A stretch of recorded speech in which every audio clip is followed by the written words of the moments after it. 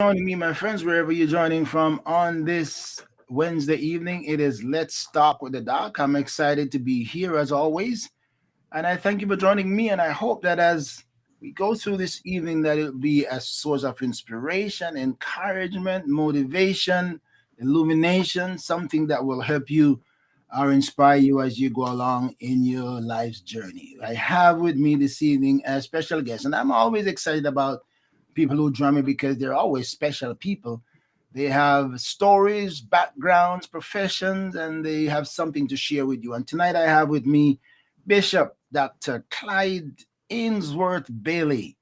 And boy, his portfolio is as much as his name suggests. So when I come back, I'll be talking to Bishop Dr. Clyde Bailey. So for the time being, hit your share button, tell your friends about it because it's going to be a good conversation. As always, when I come back, I'll be talking to Dr. Bailey. Hang in there.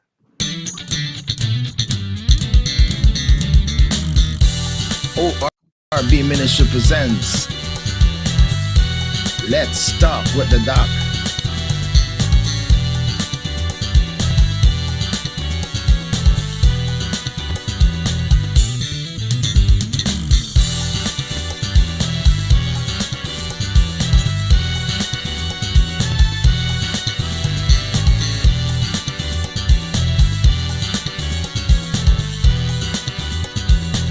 Grace Without Borders podcast.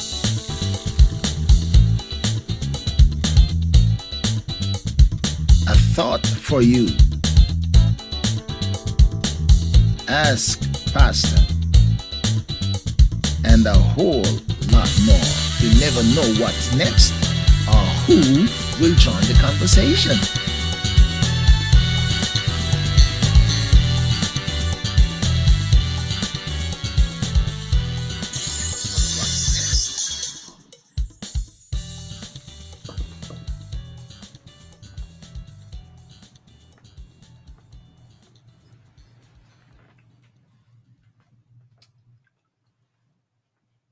All right.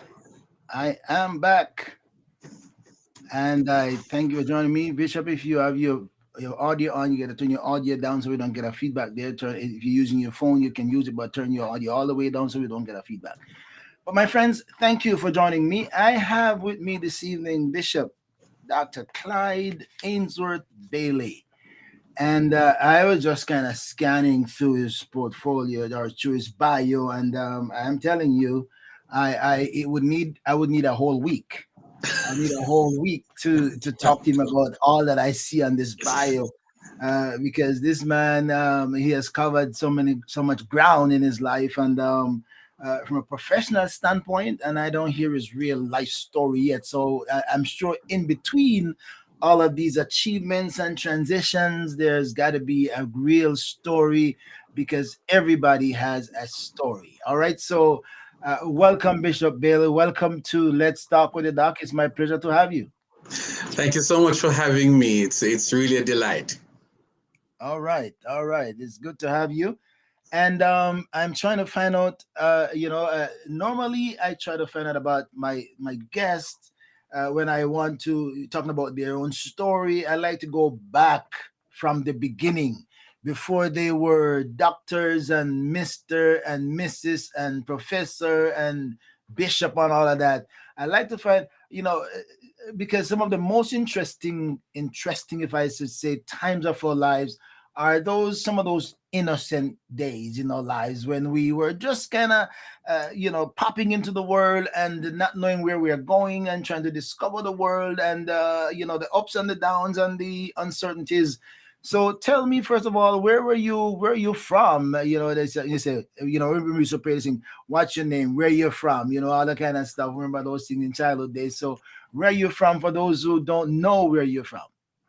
Well, I was born in Jamaica to a teenage mother, and I emphasize her usefulness because I am sure that in those days, for a teenage girl to have got pregnant, that was quite a challenge. And she could have done anything except giving birth. I'm so very grateful that she didn't opt for any of those things. But yes, I was born to a teenage mom in Jamaica. But I was raised by a couple who adopted me informally. My name was never changed. They were relatives of my birth mom, and they raised me all my formative years, and I owe a lot to them. Mom and dad, Rose and George Daly, they were exceptional. So that's my birth story in a nutshell. And that already that is interesting because I don't remember how many people have been born to teenage parents. So that is interesting from the beginning there. Born to teenage mother, and then kind of unofficially adopted by family who maybe were sympathetic to your mother, right? Maybe they're sympathetic. Oh, we gotta help the young girl because she got this baby, and whatever comes along with it, we gotta try to help her out. So family came in. Exactly. And I'm the recipient of that assistance, and I'm eternally grateful. Because it seemed like all things work together for the good to them that love God or call according to His purpose. Because boy, your portfolio didn't look like a man who was born to a teenage mother and taken over by others. It looked like, oh, he was born in a really upper class family, and they had all the resources to push him through life. That's how it looks here from the beginning, right? That's how it looks here. Well, I have to say that mom and dad, as I call them even now, um, they did a pretty good job. In fact, I didn't know the circumstances of my birth until I was 8 years old. I always thought that they were my biological mom and dad, and when that conversation came up at the age of 8 for me, it was because there was a move afoot for me to join my birth parents um, overseas. And as an 8-year-old boy, I took the decision that I didn't want to leave them. And so I say that I benefited tremendously from that experience. So that is interesting. That's interesting from the beginning here. So your birth parents migrated Yes, while you were there, in your tender age with your family, adopted family, and now you're so attached to them that you didn't want to go to your birth parents when the opportunity came. right. Um, and I have since had a chance to think about it, and I've only thought about it for a minute or so, no more. I never regretted that decision at age 8, because for one thing, I was being raised in a very stable home. Um, and I was being raised by a mom and dad who loved me immensely. And and and and I had a good life. I had a fairly good life. I wouldn't want to. Then I didn't want to trade it, and now looking back, I still wouldn't trade it for anything in the world. I was very comfortable. So no, I don't regret making that decision at age 8. I can imagine. I can imagine, right? I can imagine that. Okay, so what about, so the dynamics at a early shift in the family dynamics. So did you have siblings by your birth parents or by your adopted parents, and what was that like if you did? That's interesting. I have a younger sister with my birth parents, and she was born and she still lives in Britain, and but my adopted parents, they formally adopted my sister when I was 11 years old. So that was my closest to having a sibling. Um, to be to be honest with you, bringing a sibling in the home at that age was very interesting. I love the baby, but as the years grew by, I was not so sure if I was comfortable with them sharing. But eventually that settled down. I got over my own insecurity as far as that was concerned, and I was very, very sure about the love that mom and dad had for me and what they had for my sister. Her name is Marcia. So how old were you when they brought Marcia in? She came into the family when I was 11 years old. Okay, So it so was so in a sense I had a chance to play big brother. yeah, big Yes. brother, but jealous brother eventually, right? Well, at one stage, yes. Because we know in family when the baby comes in, then the attention shifts to the There baby. you go. The baby There you needs go. the attention, Right. and Right. the grown up don't understand that is not a take away from him or her. It's just a Right. matter of the need of the other. Right, right, right. I think mom and dad kind of compensated for it. I don't know if they realized it, but somehow I got a chance to play not just big brother, but in some instances where decisions were to be made, that I was brought into the conversation. So that gave validity to it. Or so you feel a little bit of authority. Yeah, Yeah, there you I'm go. the There you go. decision making, so I'm not left out. Yeah, all right, all There right. you go. All right, all right. So big boy was included. Yes, All sir. right. So all right. So tell me now. So you said you might did you so you migrated, right? You took the opportunity and you migrated. Much later, much later. I spent most of my formative years and my early adult life in Jamaica. But here is this supreme benefits that I gained from living with mom and dad. Two things. One, education. They they did their best to ensure that I got a good education, almost to the point of fear. Daddy was very, very determined that I was going to go to high school and do well, and he used scare tactics. Later on, he admitted that was all part of it, but because he was determined that I would not be one of the other kids in the community who might not make good use of education. The other Mhm. thing is this. The other thing is this. My mom, she first became the Christian in the family, and then daddy became a Christian shortly after. And it was when I was about 9 plus going on 10 that something occurred to me one night in church, that these two people who I love dearly, that if the Lord should come at that point in time, they would be gone to heaven and I would be gone to hell. And I wasn't sure, I wasn't so sure if it's the fire in hell that scared me as much as the thought of being separated from them. I couldn't get past the idea of them being in one place and me being in another. And so from that position of logic and reasoning, I gave my heart to the Lord. Wow. So you actually it was not as you say you weren't sure if it was the fear of hell or the losing. So this was a rational analysis. A rational analysis. I'm saying I don't know wherever they're going. I want to be there. I want to be Absolutely. there with them. So okay. So on that basis, I say whatever I have to do to become a Christian so I can be with them. Then that's what I want to do. That is Absolutely. interesting. My friend, I'm Absolutely. talking to Bishop Dr. Clyde A. Bailey. And if you just joined me, it's time for you to hit your share button on YouTube, on Facebook, tell your friends about it, tag a few people because you never know what's gonna come out of these conversations. Already this has been fascinating. So if you didn't join me in the beginning, then you just missed a few minutes, but it will always be there for you to go back and follow.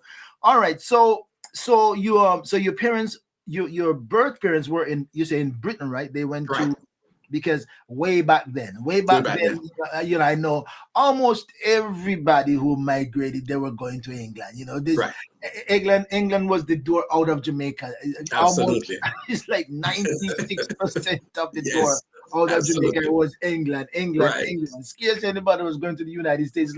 It's like England was the welcoming Was place, and maybe the because place. of the connection to Jamaica and the family attachment, then everybody Right. was kind of going to England. The only thing about it, when they go to England, they barely ever come back. They just stay, Absolutely. they stay, Absolutely. they stay there forever. So, Right. all right. So you have your father was persistent that this boy is not gonna grow up to be an average boy in the community. Whatever it takes, we are going to make sure that he come out better than were your parents well educated, or they just say we want him to be better than we were?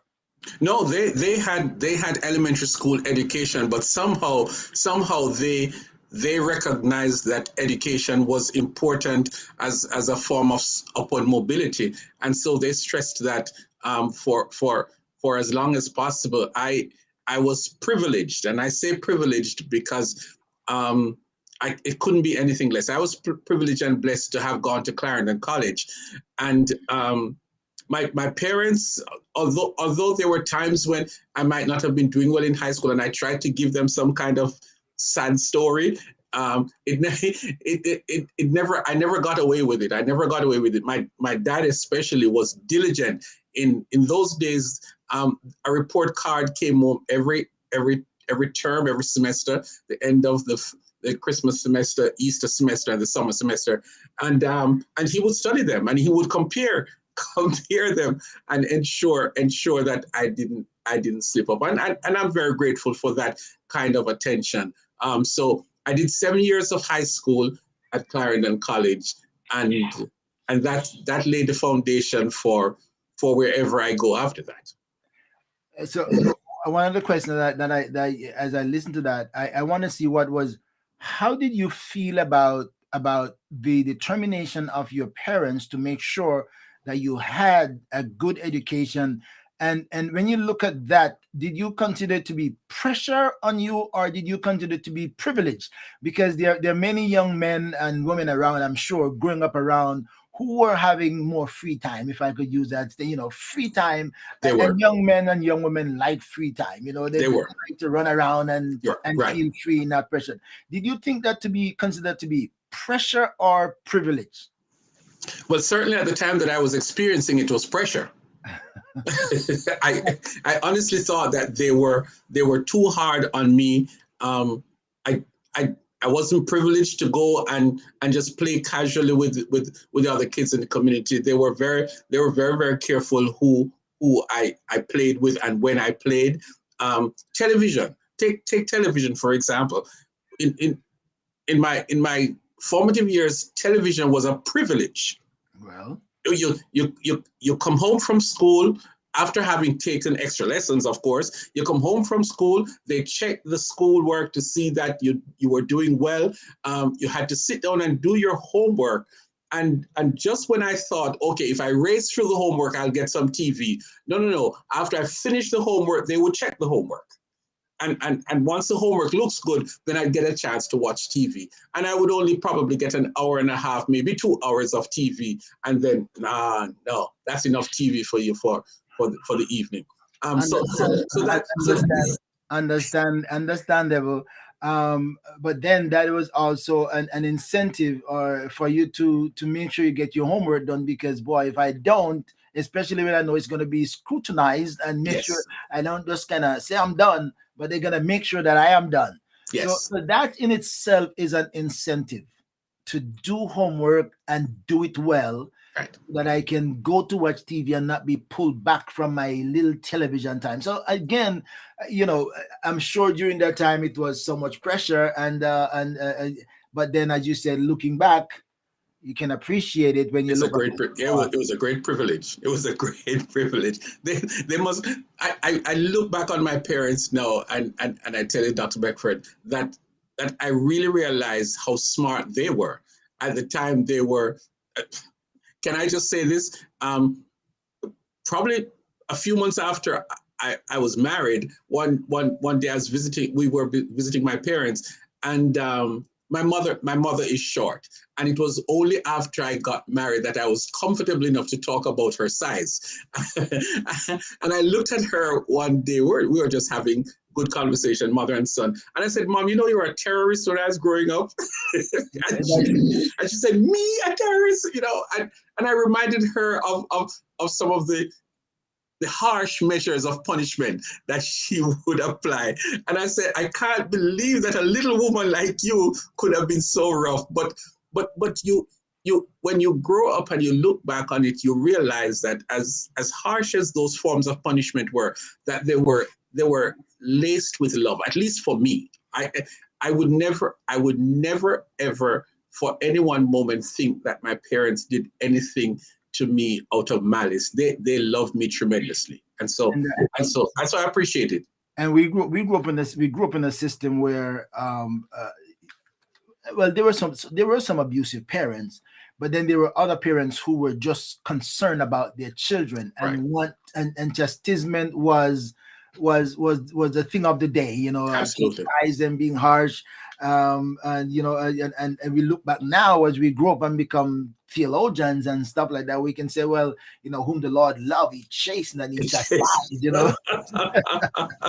Absolutely correct. Talking about love, as I entered into my teenage years, I'm not sure why my dad did it, but he took the decision that our pastor, a very good friend of our family, but for some reason or the other, that dad conveyed to him that as a pastor, he was equally responsible for me, which meant that the pastor had as much reign over my life as they did. Right, and that was very scary because now you have two giants of men in your life. You can't slip up, right? Well, I, God I, knows. I know those days. I know those days when you're a parent at home and you were a parent on the street as well. Absolutely.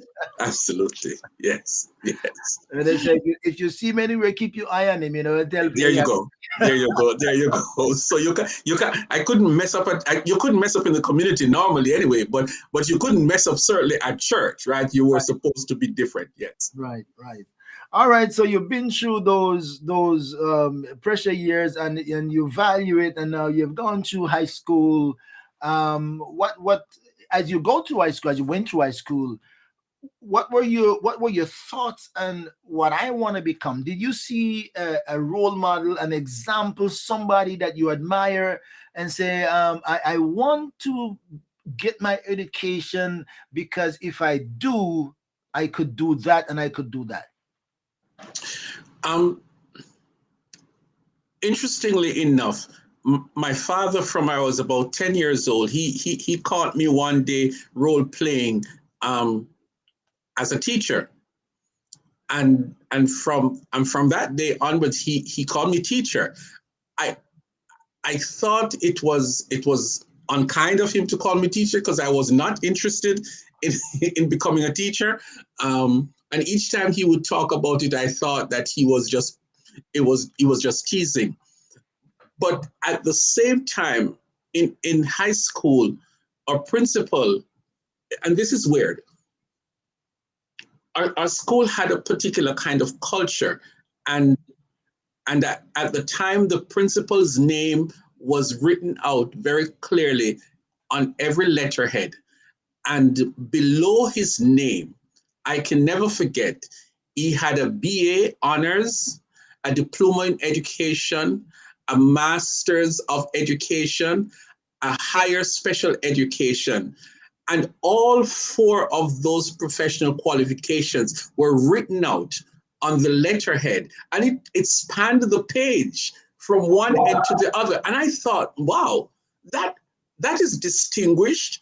I would like to grow up and be able to have all those letters behind my name. I didn't do any research and to find out what it entailed, but I was just impressed with all these strings of letters under his name. And I thought that that is what I would like to have when I grow up. The other thing was that our school had what is called a Founders Day celebration, and on that day there would be a march through the town from the original site of the school to the current site, and it was a joy to behold. The teachers would be in their academic regalia, and that was fascinating. I'm like, I would like to be able to wear that one of these days, right?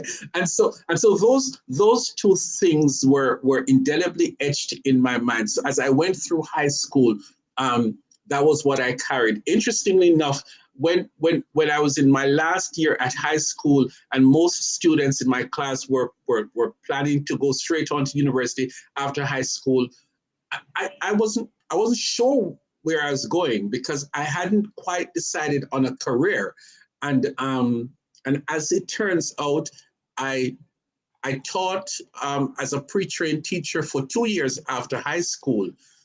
Remember, I told you that I didn't want to be a teacher. And those 2 years were very, very useful. I taught at a local secondary school, and it helped to cement my own career path. And shortly after that, I did a diploma in education, like my high school principal, and then I went on to do my bachelor's degree and thereafter.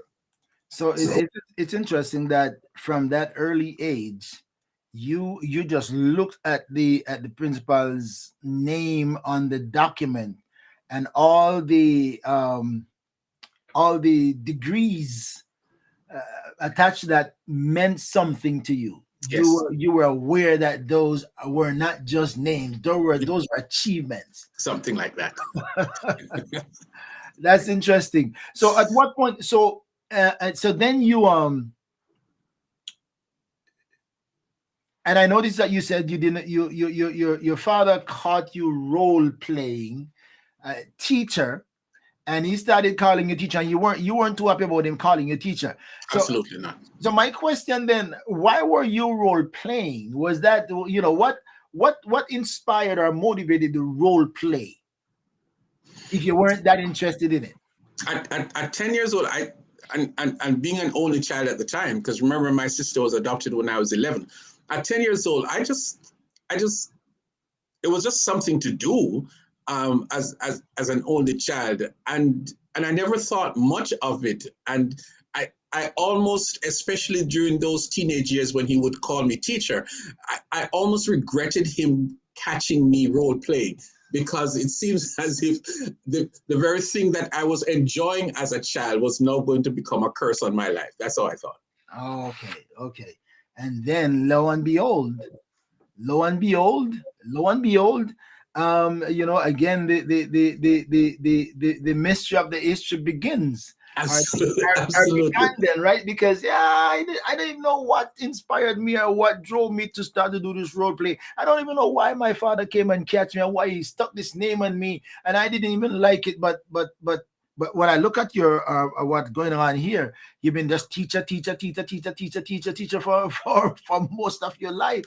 So either that he spoke those things that weren't as if they were, or Absolutely. Yes, right. And you know how God has a sense of humor. Um, it does. I I I picked up a few awards, in my diploma of education stint. It was a 3-year program. But the one thing that I really felt that God laughed at was that there was this award which was decided on by students and faculty. And at the awards ceremony, I was shocked when my name was called for this award, the student most likely to succeed in the teaching profession. Oh wow. I mean, I can say it now, but that evening when my name was called, I wept. I wept because I could think of people who were more deserving of the award than I was. And a friend of mine who was sitting down beside me after I collected the trophy and came back and sat down, he whispered in my ears that he said, Clyde, I was part of the decision making process, and it was unanimous. Wow. And that's okay. That's okay, because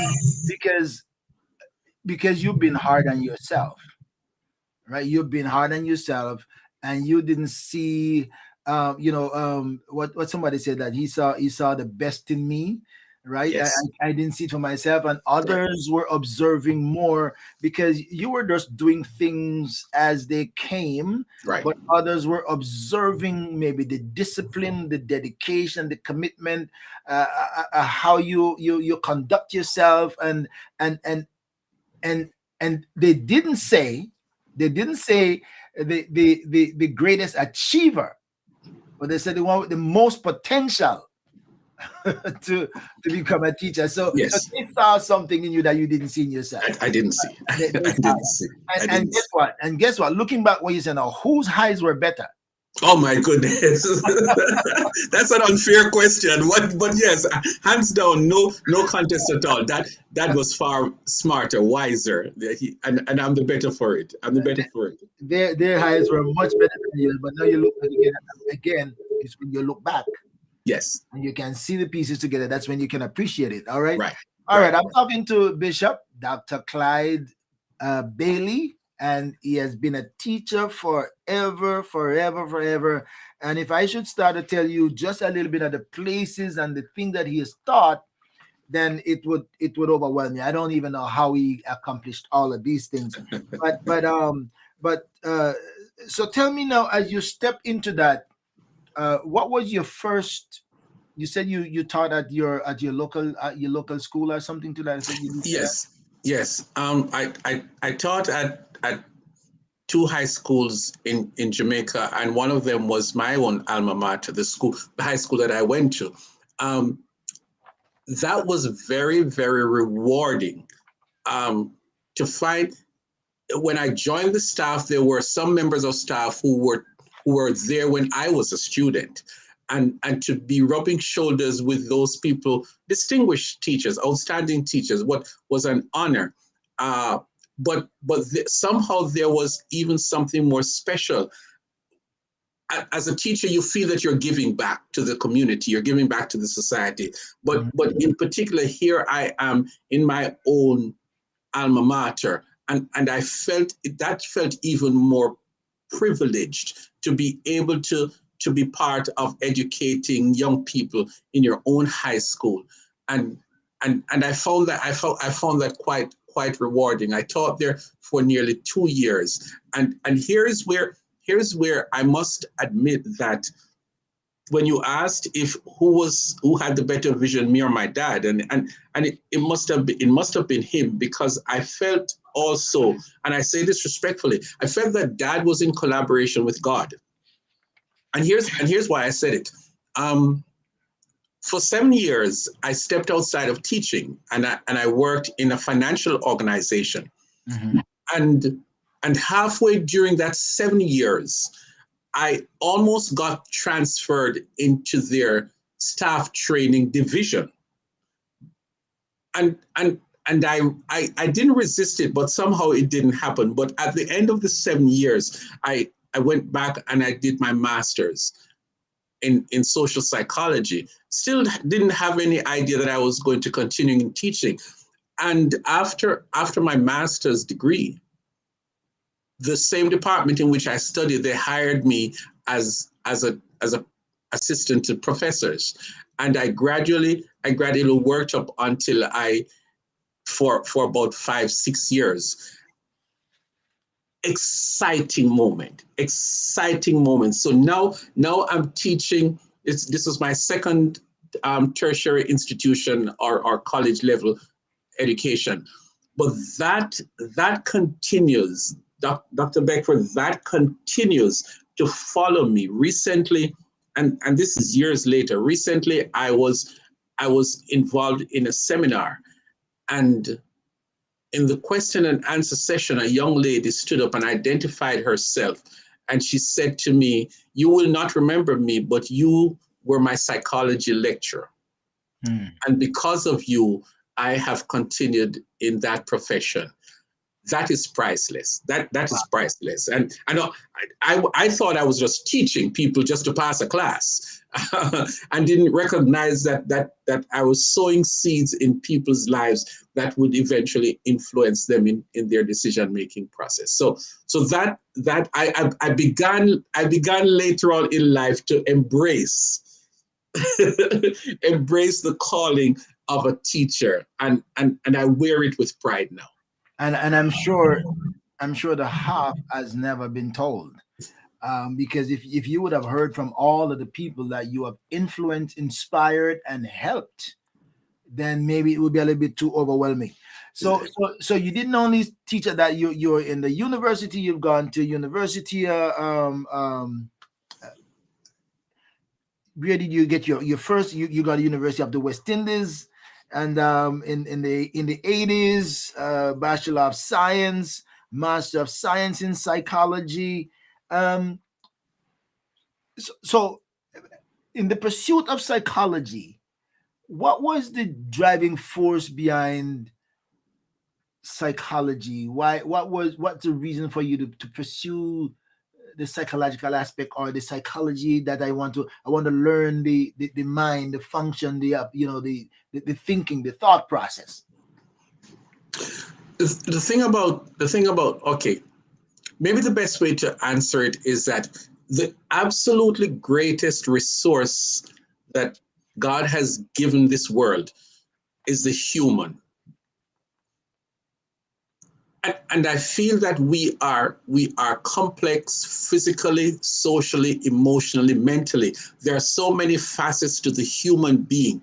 And the thing that I was always curious about, even as a teacher and eventually as I moved through tertiary education, was that I recognized that human beings, we are constantly faced with problems, personal problems, emotional problems, mental problems. And I felt that I could help fellow human beings in overcoming their problems. And something that really, I don't talk much about it, but I look back on it, and I remember when I was in teachers college, there was a young man living on our hall of residence, and he was severely depressed. I mean, at the time, I didn't know the term, but he was severely depressed. And I remember one night I was talking with him, and he was in a very dark place, and and he said something then that really really scared me. He said that he was on the verge of taking his life, Mm. Wow. and that night I just reached down into my heart and whatever I could find to help him to change his perspective. And I remember I said to him, if you will just let me talk with you for as much as possible, and then give me a chance to pray for you, I promise you. Now here's where it got scary. I said, I promise you that you will feel much better tomorrow and things will be better. And he threatened me. I won't even say the threat, but he threatened me. He said, if tomorrow morning I wake up and things are not better, I'm going to do so and so and so and so to you. Well, after I left his company, I spent a lot of time in praying, right? And oddly enough, I didn't see him until mid-morning the next day. And he came over to me and he just said, thank you. Wow. And and that cemented my own desire to pursue this line of study. And so I can say it has been absolutely fascinating to function in as a counselor, as a family therapist, and individuals come to see you with their problems. It's a leap of faith. It's a trust issue. And somebody comes into your space, comes into your office, and they pour their heart out. They allow you to dig deep. Sometimes you go deeper than they expected you to. And in the end, I use a term as a therapist. I very often say to clients is that this thing will last as long as you want it to last. And when you have got to the place where you feel that you're ready to fire me, don't hesitate. And I remember one lady, she came in and things had got better, and she was crying. She said, I don't want to fire you, but I have to. And I would tell them, I said, one of the greatest things is when you can get to the place where you fire me, because it means that you no longer need me in your life. And so there have been many of them who have fired me, and I enjoyed being fired by them. So some of those fires that you're no good because okay, I can help myself now, Right, right. I which is rewarding. absolutely very, very rewarding when I'm fired under such circumstances. Exactly, I would agree with that totally. Right. All right, so you have gone down that path as a family therapist for how long since you've been doing that, and do you still do that now or?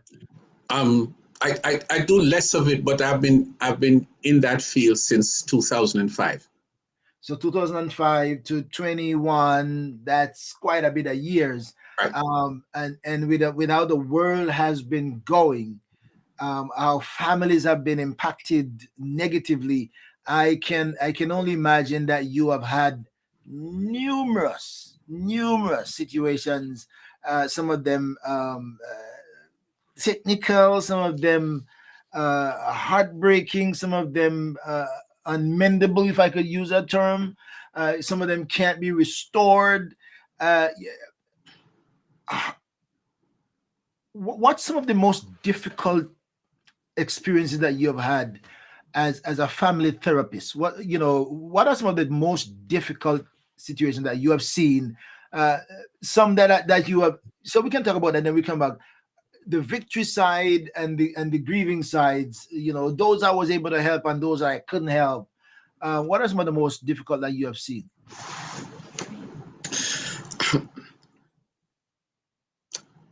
I remember a case, and I can still see her face. A woman came to the clinic that I was working, and her husband had walked out on her, leaving 3 children. And they were young kids. And she came, her goal was to meet me and to determine if she could trust me to work with her children, because she felt that the children were out of control and they needed a therapist. I ended up working with her for over 12 visits. I never met one of the children. Really?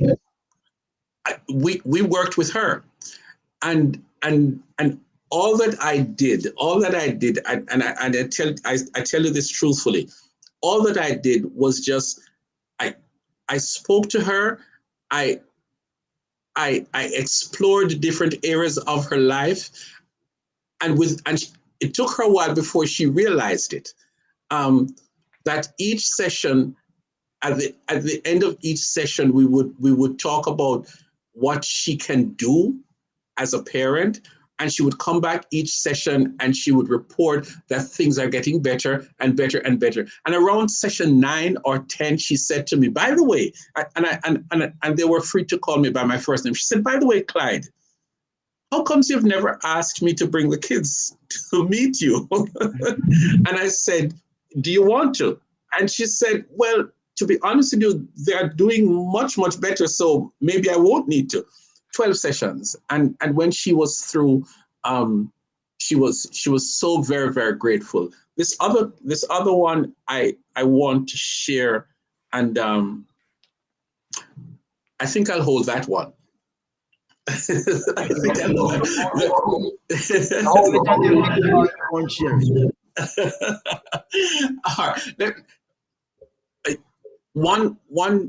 One Tuesday morning, a young man walked into my office, and his problem was that his marriage was in shambles.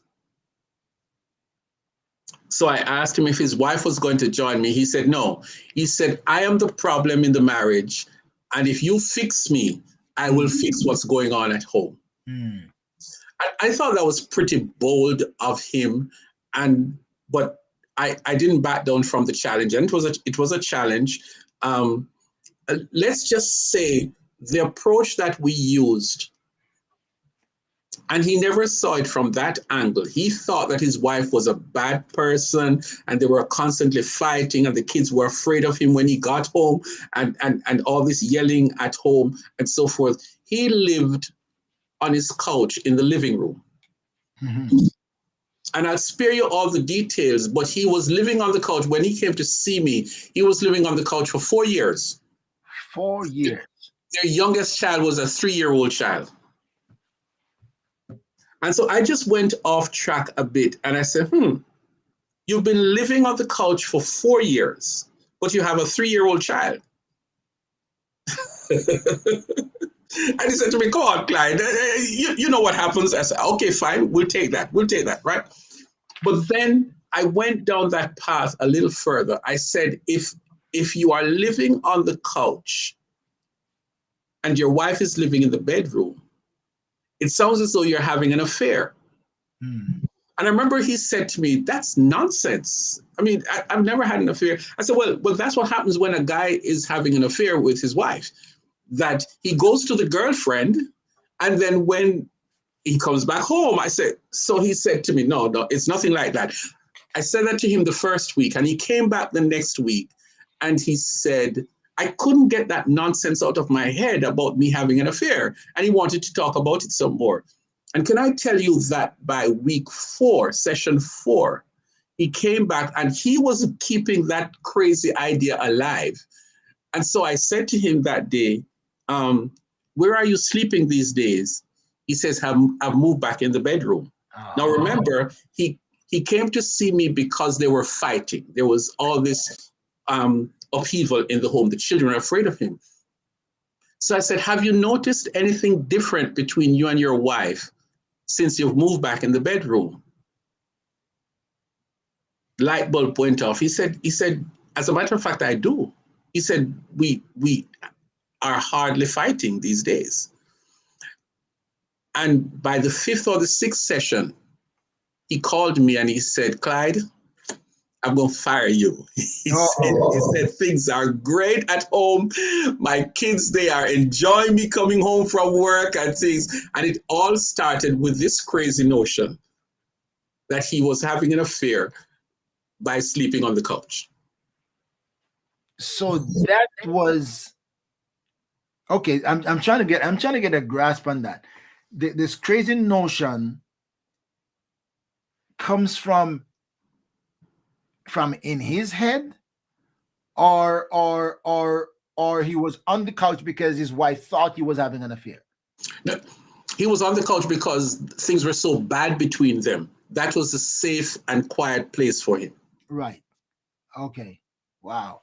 So again, you never know where things start and where it ends, right? Because but then the good thing about that is that he was conscious, right, that this is not what I want my life to be. And man, 4 years is a long time. 4 years is a long. How many years had he been married before that 4 years?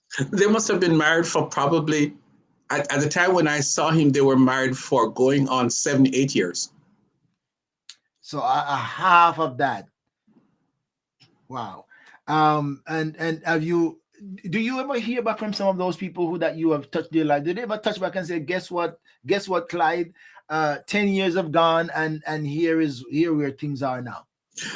A few I have run into, and the truth is I would say to those that I was just doing what you paid me to do, that you were the one who really did the work. Because this is how I was trained, and this is how I do therapy. The solution that the client is desirous of should not come from me, because I'm not the one living with the problem. And so, as one of my college professors illustrated one day, and I embraced the concept, when someone comes to see me as a therapist, they come with the dots in their life incorrectly connected. And that's the problem. Why am I having problems in my marriage? Why are my kids not doing well? Why am I feeling depressed? Any of those things, the dots are incorrectly connected. And so I get the privilege to help them to undo the complicated connection and to connect the dots accurately. And so they're the ones who are doing the work. I'm just being the facilitator. I'm just being the coach, helping them to reconnect the dots and to get them correctly. And so when they have got to the place where the dots are connected properly, like a person going through a maze, right? And when they're able to figure it out how they can get out on the other side, then they have been empowered because they realize that they have done the work, and it makes it far more meaningful for them. And indeed, because I agree that because whatever you have worked for, you can appreciate more. Right. When you Absolutely. work for something, then at least you become familiar with what to do. Right. It's like me. Um and I'm just gonna slipping off track a little bit. I I am not a proponent of, and I know of honorary degrees. Honorary degrees to me are fine, okay, but I want to have a degree that I have worked for before I get a honorary degree, because something that you have worked for, you have developed the skills, you have got the understanding, you have the ability, you have the know-how, and you have come through the process, and now you are better able to handle yourself. So as you said, the clients do the work, they can appreciate themselves, they can, and they've built their own strategy, Yes. because now they know exactly what worked. Absolutely.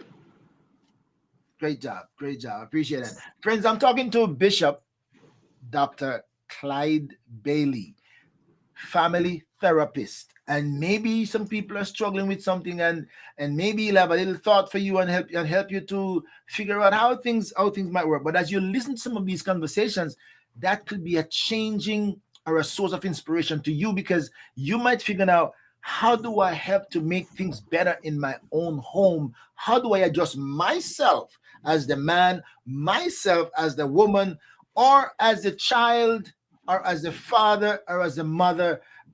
What kind of adjustment can we make to make our family better? And sometimes it's only, as you said, Bishop, sometimes it's just one dot is at the wrong place. Right. And if it can be moved to the right position, everything could change right there. but Absolutely. but and I'm not counseling you here, and counseling anybody else, but sometimes it's just for one person to recognize, my dot is at the wrong place. Yes. And Yes. sometimes that's the most difficult thing to do. And I'm glad you said that, because the division of family therapy that I enjoy most, and which is probably most challenging, is working with married people, because the dynamics of marriage are of such that when there is a problem in the marriage, it's human for me to blame the other person. Mhm. And so, for example, when a couple comes in for marriage, one of them is willing and the other one is half willing or not willing at all. they feel they feel as if somebody dragged them there. Right. But here is the important thing. In working with married people, whether I see one spouse or both spouses, the solution, and I want to say this very, very clearly, the solution lies in me. And what is that solution? If I make a change, Mhm. then my spouse will respond to the change that I make. And so let's just say the issue of infidelity. Mhm. So infidelity is a problem that is driving a wedge between this couple. And somebody's threatening to leave the marriage. Somebody's threatening to get a divorce. Somebody is terribly unhappy. If one person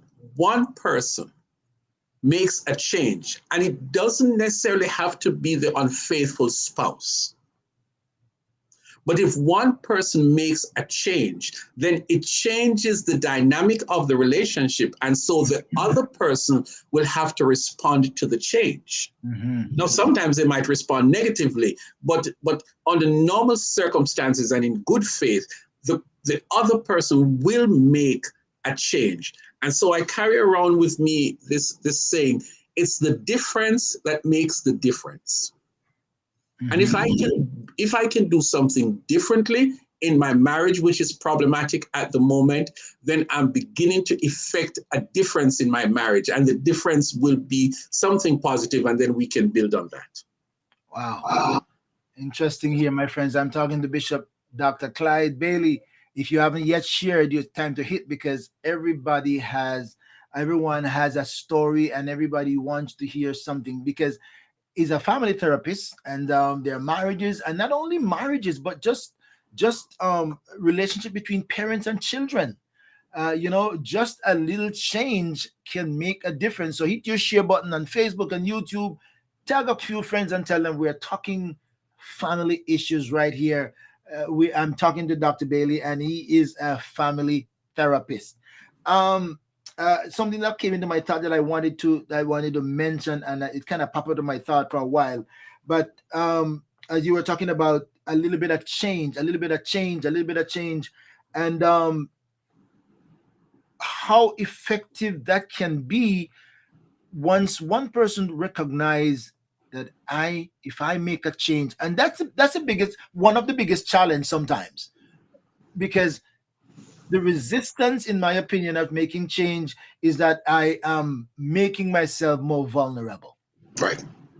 Right, I'm making myself more vulnerable, and if I do that, some people consider that to be a sign of weakness, and it might become negative, and affect me more negatively. uh, and you were saying it might not even be the person who is on the wrong that makes the change. But then we come back to a biblical term that says, if your enemy hungry, you feed him and clothe him, and do all those things. And in so doing, you heap coals of fire on his head. So if you have it within you to show love and care to the person who does not deserve it, that could break that person. Absolutely. Absolutely. All right, so maybe you can tell us a bit more about that from the psychological aspect of that. Well, I don't think that, um, certainly I don't think in that terms about psychology.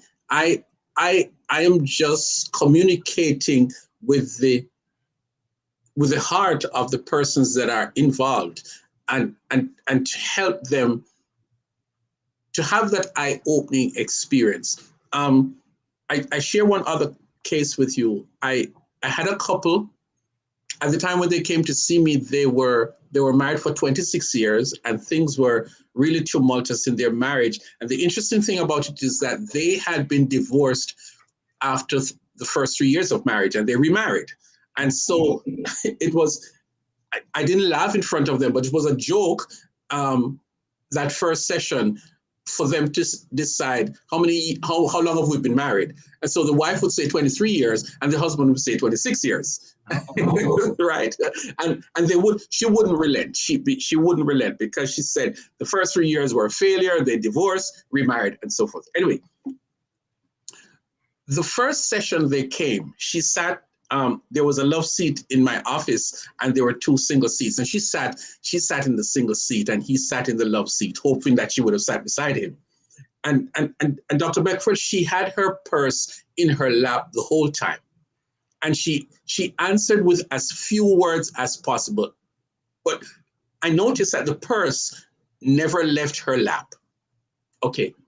They came back the second week, and the purse was still in her lap. But now her answers were a little bit more comfortable. By this time, the report in the second session was that the husband went home. He recognized that the ball is in his court, and he started to do some things differently. They came for the third session, and catch this. They walked in, and the purse sat down in the couch beside her. So that's the first thing, right? But then she said something that was most profound. She said, "I'd like to say something to you before we go into this session." So go ahead. She said, "I must confess that I did not like you during the first session. I felt that you were trying to keep us together. And I told you that I didn't want to be married to this man any longer." She said, after the second session, however, she went home, and because he was doing some things differently, she said, "You know something? Maybe Clyde is not only on your side after all. Maybe he's doing something good." And so she told her husband, "I'll go back the third session." she should never have told me that because no, I took it, and instead of commending her husband on whatever good he was doing, I commended her. I said, you are so honest. You chose to come back the second session, even though you didn't like me. And here you are, the third session. I think you're my hero. And I commended her, and they came back one last time. And that one last session was a celebration. Things were so much better because he made a change. She started to notice the change, but the change influenced her so much that she began to see the process of therapy through different lenses. And that helped her to respond to the change that was going on in their home. And so they left the fourth session quite in love. Somebody moved the dot. Somebody moved the dot, right? Yes, sir. So my thought came back to me, and I wonder if you will agree with me. My thought came back to me. I've said this in counseling. I'm not a therapist, but I do, a little bit of counseling here as being a pastor and being etc. in my ministry. I do marital counseling as a marriage officer and stuff like that. And I have heard people say, and you can help me with this as a therapist. You may have heard that too. I've heard people say, I don't love him anymore. I don't love her anymore. And my philosophy on that is that love in itself don't die. Love remains there. If you once loved the person and there is something that you don't feel that connection and that affection anymore, it is not that you don't love the person anymore, but there is something that is covering or preventing you from expressing that or for feeling the effect of that. And if that thing removes, if that thing clears the way, then that which you think wasn't there, all of a sudden you realize that it is still there. You touched on a very important point. And if I could use scripture in response to your point. Remember that conversation that Jesus had with the rich young law ruler, and he said the greatest commandment is to love the Lord your God with all your heart. And the second commandment, he said, which is equally important, he said, love your neighbor as yourself. We place emphasis. The active part of that commandment is love your neighbor, and the passive part is love yourself. Well, I would like to suggest that it's the other way around, because when you find yourself in a situation where you no longer love somebody, the challenge is to stand before a mirror or just get alone by yourself and do self-evaluation. How much do I love myself? Because if I can master the business of loving myself, loving who I am, loving what I represent, loving what I have become, loving my past, if I can love myself for who I am, then I am empowered to love somebody. I cannot love somebody effectively if I don't love myself. And so you're right. You're right in that reasoning. So what a way to check yourself if you find that you no longer love somebody. And I'm not here now saying that love cannot die, but I'm just saying check yourself before you write it off, right? How much in this relationship, how much do I love myself? And if you can, if you come up short on that, how about starting there? How about starting to love yourself? And then you will be in a better position to love the other person. I'm talking to Bishop Dr. Bailey, and he's a family therapist. And I didn't think this would have turned into a therapy session. Well, I hope we can go on to something even more exciting. I didn't think it would turn into a therapy session, but it is. And listen, the thing about this program is that God uses it as a tool, a ministry tool, because there may be somebody who is watching this right now who is going to make a difference in their marriage. Or maybe somebody will watch it when we are finished tomorrow or later tonight or next week. that it will help somebody to make amend in their relationship, not just marriages, but between parents and children, spouses, and even brothers and sisters. Because sometimes all these things, therapy goes different ways because people are affected negatively different ways for different reasons. And sometimes it's just simply that we need to make a little bit of adjustment that might be uncomfortable, and that could change the world around us. Uh, Somebody asked a question here, and I'm going to ask you to respond to that, um, because the person said, Bishop Bailey, do you use Christian values on your academic knowledge in your counseling session? From where I am, I would say a combination of both, but I'm going to let you answer for yourself. Okay, so a disclaimer. I was trained as a family therapist in a secular, liberal environment. My professors were not Christians; they were not religious for the most part, and so from very early, I was trained to not use my faith as my default. The other thing that was stressed is that when I'm working with a client, it's not about me, it's about the client. And so as much as possible, I do not disclose information about myself. Okay, so I say that as a background to a particular case that I had to deal with in relation to the question was asked. One morning I was working at this agency, and one morning I was assigned a client by accident. The therapist who should have seen that client did not show up for work, and the client was a woman who was having major marital problems, and it was just really weighing her down heavily. And she, as I got to know her, she disclosed that she's a Christian, and for how long. Further on in the session, remember now, I'm trained not to disclose about myself. Mm-hmm. So later on in the session, I went back to her faith, and I said to her, how is your faith helping you in dealing with this thing? And she said, it hasn't. So then I asked her a critical question, and I'm being very careful not to give away my identity. I said to her, I don't profess to know everything about your faith, but my knowledge tells me that that you Christians, you do something that you call prayer, right? And she said, yes. I said, so tell me, what is prayer? And she said, prayer is when you talk to God. Okay, so have you been praying?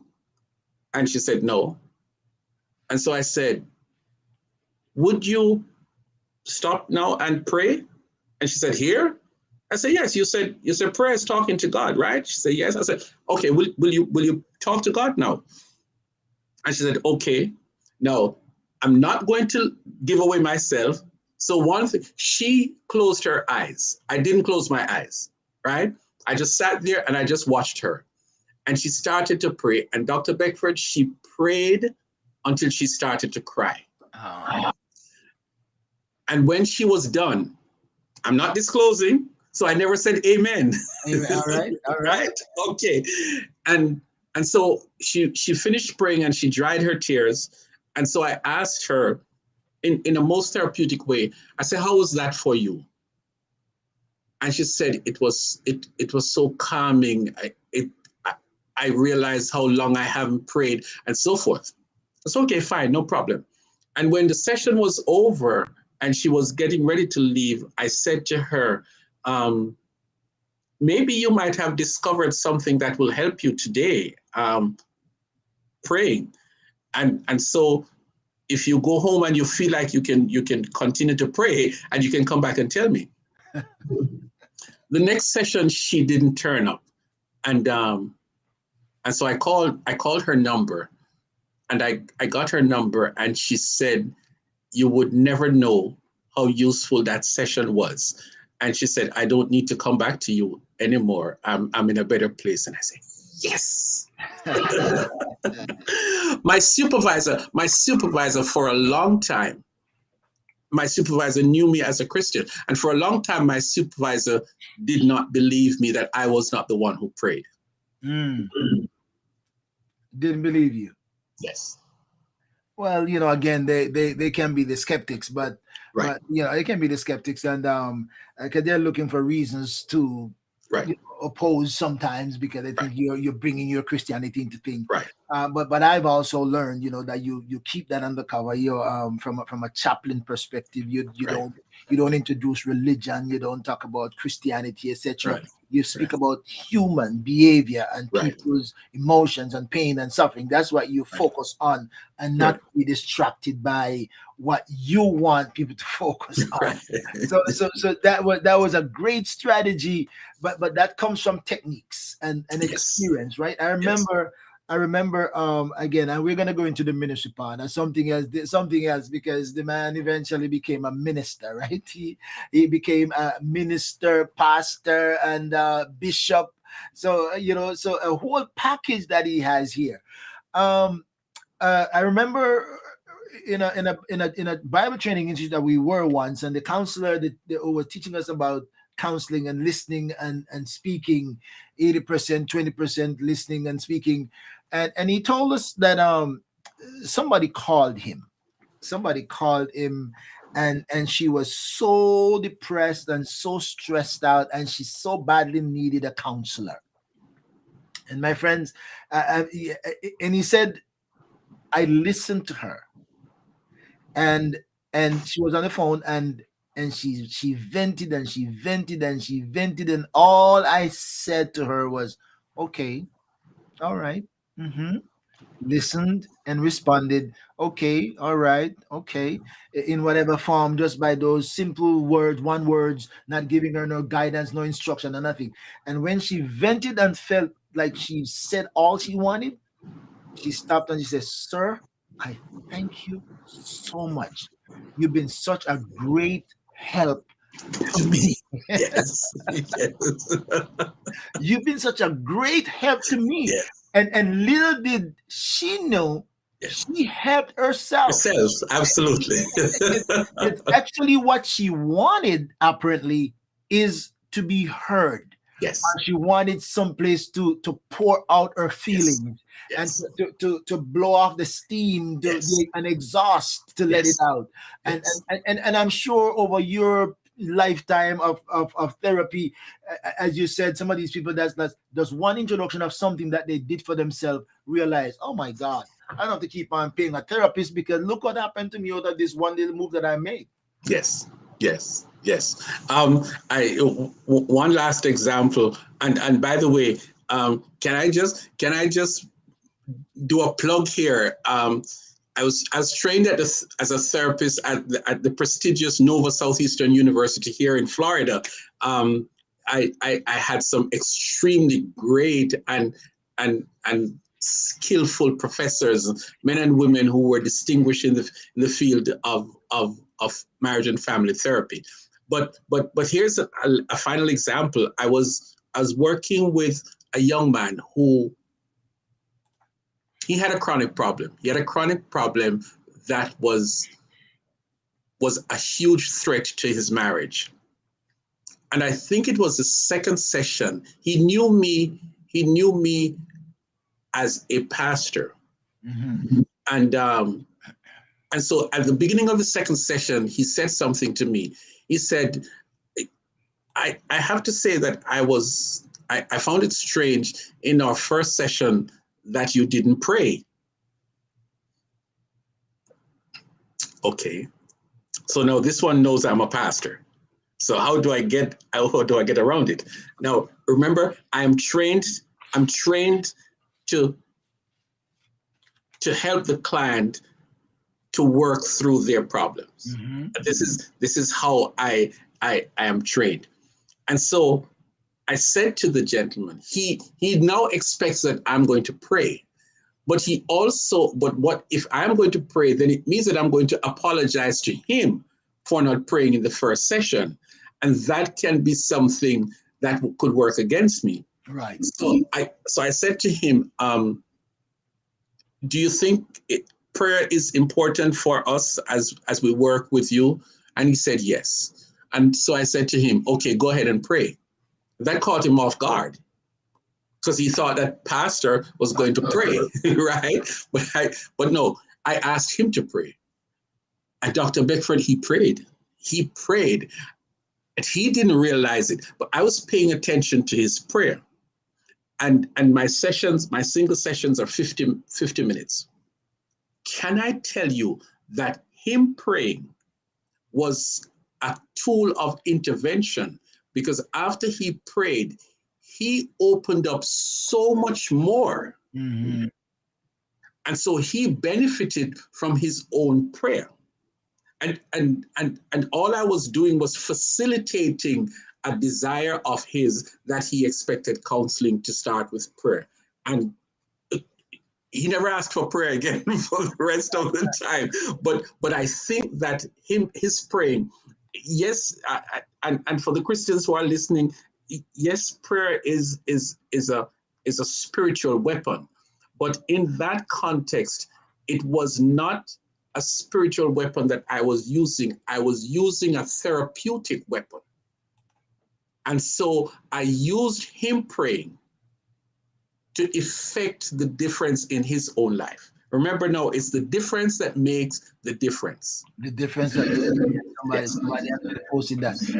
This is an interesting discussion. And I saw somebody said, I believe biblical counseling and pastoral counseling is better because you don't have to hide your faith. And I'm going to just say something to that, because we need to realize that not all of us are Christians, but all of us are human. And what works for a Christian does not necessarily work for all human beings, because a person who is non-Christian does not relate to the Christian approach to things. They want you to deal with the human approach to things. What affect me as a human being, as a person, not my faith, whether I have faith or no faith or bad faith.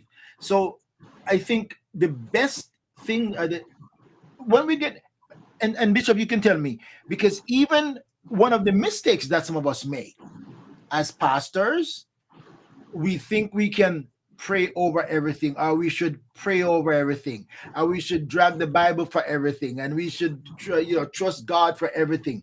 There are some things that are faith, and there are some things that are works. And work along with faith is get the best result. And to understand the application of where both come in, is that we're going to get the best result. So your own experience, you'll choose where to apply scripture and Christianity depending on who you're talking with. But at the same time, even for the most sanctified, righteous Christian, sometimes you have to go into the psychological, the mental, the emotional book to find where that person need really is. Right. And if I would just, I think you're so perfectly right. And if I could add a response to that,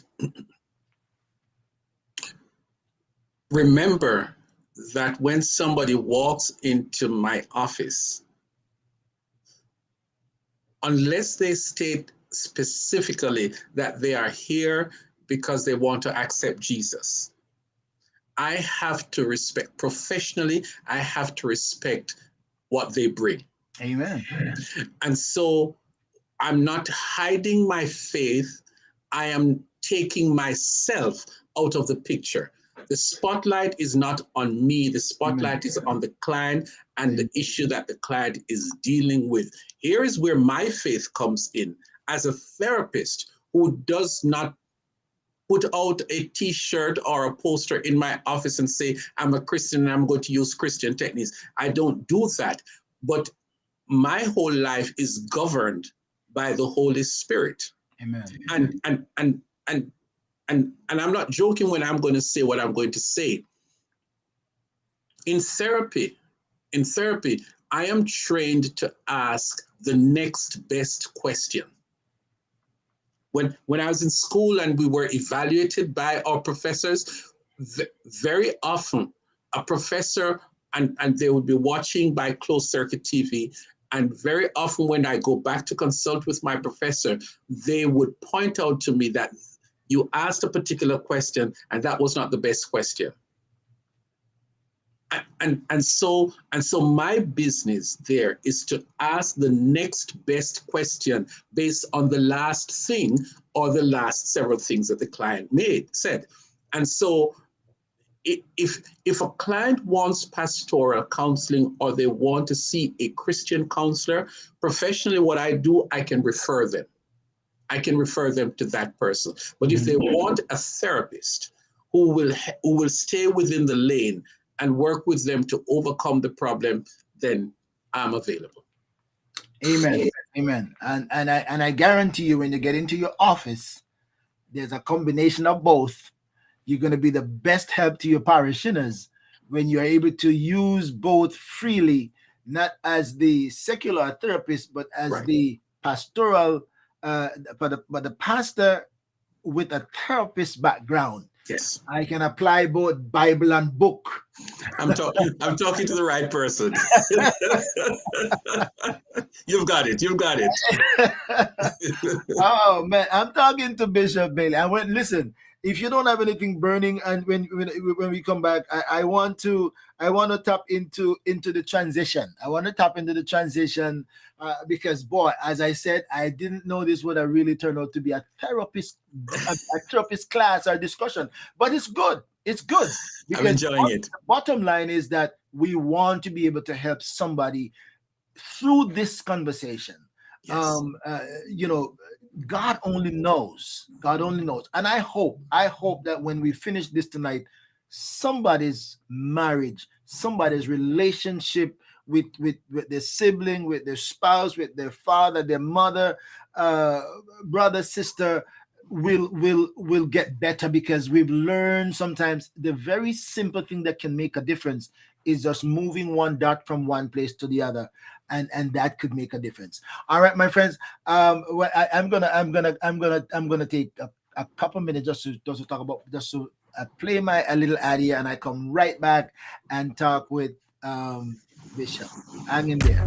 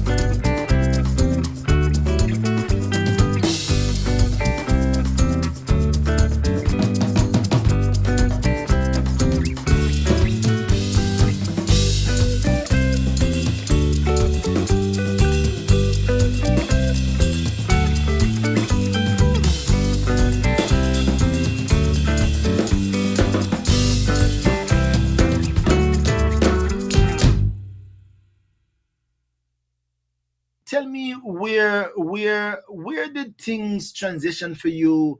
At what point in this life, as you and again, my friends, he's got a prestigious, if I should just, a prestigious bio. May I just read a couple of just lay off a couple of these what the man has in his repertoire? Are you You know, sure you want to do that? that's reason because I you don't want me to say it. Go I mean in ahead. the repertoire, you know, he philosophy as PhD doctor of philosophy. That's kind of yours too, you know. But I didn't go to the marriage and therapy part of it. Um, um, I, I would like to I would like to I would like you to tell me something about this because I find this interesting. Before we get into the ministry part of it, tell me about this dissertation. I'd like to hear something about this dissertation. Maybe take five minutes and tell me something about this. Okay. Let me say what the dissertation says. The dissertation says, "I found 8 virgins." I help me to understand that. so so at the time when I was doing my doctoral degree, I just finished working at the University of the West Indies in Kingston, and my research back then was trying to understand the effect of advertisement and how it was affecting um, the sex culture in the Caribbean, where and particularly the use of contraceptives. And I was curious to see if we were making any inroads among teenagers. So here I am now. I find myself in a secular liberal organization, and I'm studying marriage and family therapy. And I wanted to stay along that track, but eventually, over time, my professor and I we narrowed it down. And my curiosity was the issue of abstinence versus sex education, and that was a huge issue at the turn of the century in schools here in United States. I mean, there was the president at the time, President Clinton, and others, the Department of Education. It was a huge discussion point. What should be taught in schools? Should we teach comprehensive sex education, or should they teach abstinence education? Right? And the voice of those who were in favor of abstinence, they were getting less and less, and they were not making tremendous success. Um, and so I thought one of the best ways to investigate this thing was to look at young people who have left high school, where they would have been subject to one or the other or both, right? And see how whether they were practicing abstinence. It was a qualitative research, which meant that I didn't have to do a survey. I didn't have to interview or hand out a questionnaire to a bunch of people. And all I had, well, not, I shouldn't say all I had. My challenge was to find 8 to 10 young people who had just practicing abstinence. And I had a committee of 3 professors, and none of them were religious. And one of them, who her first husband was a pastor, and so she had an idea of the Christian perspective. She challenged me. She said, "You are not going to use all Christians." And so I had to diversify. And I was fortunate enough, I found 8 young people who were practicing abstinence. But I learned something in the process, that there is, in the field of abstinence, in that curriculum, there is something called secondary virgin. And a secondary virgin is someone who was sexually active or who had lost their virginity, but they had got to a place where they choose to abstain from sex until they're married. And so in that group of 8 young people, I found 2 of them who were secondary virgins. So it was a very exciting paper. It was very, very challenging, because now I had to step outside of the narrow confines of my faith and give it a far more secular perspective. And it was successful. I must say, it was successful. Amen, my brother. Amen. So that's interesting. I'm responding to this person here. I think Daniel, that says the Bible speaks of to all issues like sex, marriage, finance, divorce, depression. So I believe the Bible is always relevant. And I would respond to that and say the Bible is always relevant, but not always applicable. I'm going to say that from a pastoral standpoint, from a bishop standpoint, from a chaplain standpoint, from a counseling standpoint. The Bible is always relevant, but not always applicable. Just a thought for that. All right. So, all right. And Dr. Beckford, here's something. It was, I think it was Paul in writing to Timothy in 2 Timothy 2, and he said, study to show yourself approved unto God, a workman that needed not to be ashamed of himself, rightly dividing the word of truth. And when you mentioned the point about application, I don't think Daniel, who asked the question, is guilty of that. But many times as Christians, and I dare say many times as pastors, there are some of us who do not rightly apply the Bible. Amen. Amen. Amen. And in our effort to throw the Bible at people, we cause more damage than good. And so if we can follow Paul's instruction, yes, you study your Bible, yes, you can use your Bible, but you have to trust the Holy Spirit to lead you to rightly apply biblical teaching in circumstances. That's a big point, because we just throw Bible at everything, and hope that it works. I mentioned yesterday in the roundtable, I made mention that if the only piece of tool you have is a hammer, you'll treat everything like a nail. All you'll do, you'll just hit it on the head, and we throw Bible upside down everywhere. And sometimes we make bad worse, because sometimes people need guidance, they need counsel, they need direction.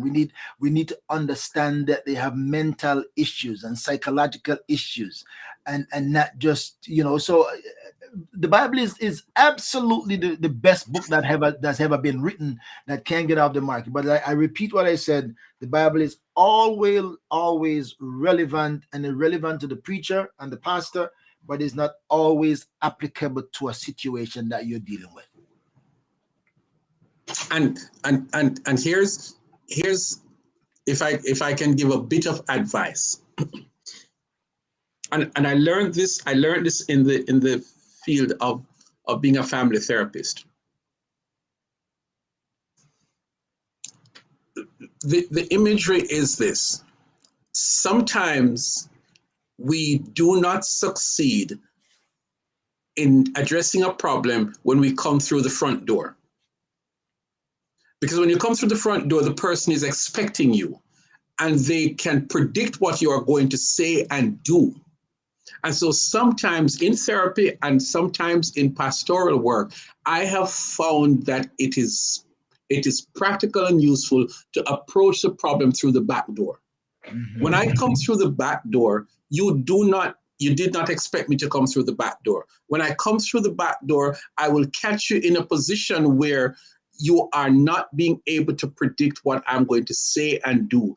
And if I can get you in that position, then it makes it infinitely easier for me to work with you, right? And so when we are doing pastoral counseling,